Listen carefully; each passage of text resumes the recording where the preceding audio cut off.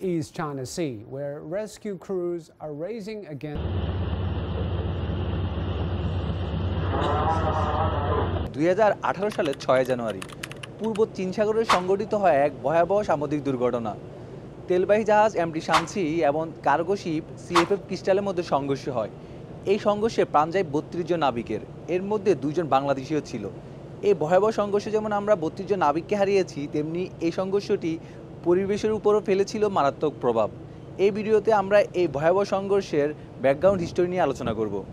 MT Sanchi ছিল একটি Panama registered Suezmax crude oil tanker. এটি ইরানের ন্যাশনাল ইরানিয়ান ট্যাঙ্কার কোম্পানির মালিকানাধীন ছিল। 2008 সালে নির্মিত এই জাহাজটি 1,36,000 টন প্রাকৃতিক গ্যাস কনডেনসেট নিয়ে ইরানের আশালুয়ে বন্দর থেকে দক্ষিণ কোরিয়ার দিশান বন্দরের দিকে যাচ্ছিল।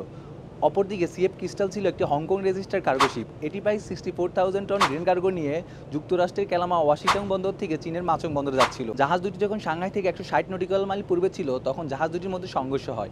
সংঘর্ষের ফলে এমটি শানসিতে আগুন লেগে যায়। এটি প্রায় 8 দিন স্থায়ী ছিল। পরবর্তীতে 8 দিন পরে 14 জানুয়ারি কয়েক দফা বিস্ফোরণের পর জাহাজটি ডুবে যায়। জাহাজটিতে প্রায় 32 জন নাবিক ছিল, এর মধ্যে 30 জন ছিল ইরানি এবং 2 জন ছিল বাংলাদেশি, এবং প্রত্যেকেই মারা যায়। পরবর্তীতে 3 জনের মরদেহ উদ্ধার করা গেছে। অপরদিকে সিএফ ক্রিস্টালে ছিল 21 জন নাবিক। যেহেতু এই জাহাজে আগুন লাগে নাই, তাই 21 জন নাবিককে নিরাপদে উদ্ধার করা গেছে, এবং এই 21 জন নাগরিক ছিল চাইনিজ নাগরিক।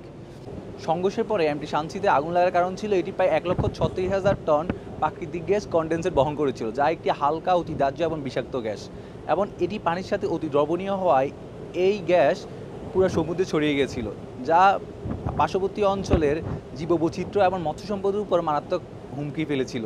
বিশেষ করে চীন, দক্ষিণ কোরিয়া এবং জাপানের উপকূলীয় অঞ্চলের জীববৈচিত্র্য এবং সামুদ্রিক সম্পদের উপর মারাত্মক প্রভাব ফেলেছিল। সমুদ্রের জীবনটাই আসলে এমন, ছোটোখাটো একটা রং ডিসিশনও বড় ধরনের লস নিয়ে আসতে পারে। এটা যতটা না ফাইন্যান্সিয়াল, ততটা লাইফ রিস্কও বটে।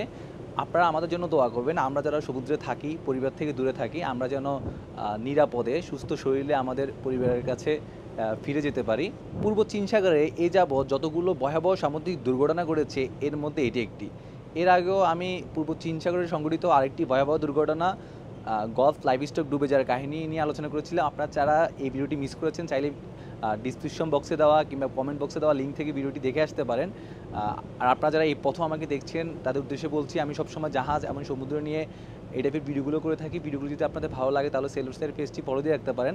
আর আপনারা যারা, আমি সবসময় সমুদ্রে থাকি, এই জন্য আমার নেটওয়ার্ক অনেক দুর্বল থাকে, এই জন্য দেখা গেছে বাধ্য হয়ে আমাকে লো রেজলিউশনের ভিডিও ফেসবুকে আপলোড করতে হয়। তবে আমি হাই রেজলিউশনের ভিডিওগুলো আমার ইউটিউব চ্যানেলে আপলোড করি। তো আপনারা যারা হাই রেজলিউশনের ভিডিও দেখতে চান, তারা চাইলে আমার ইউটিউব চ্যানেলটি সাবস্ক্রাইব করে রাখতে পারেন। লোড সাই নামে আমাকে ইউটিউবে পেয়ে যাবেন। তাছাড়া সবগুলো সামাজিক যোগাযোগ মাধ্যমে এই নামে আমাকে পেয়ে যাবেন। আশা করছি সবগুলোর সাথে কানেক্টেড থাকবেন। ধন্যবাদ সবাইকে।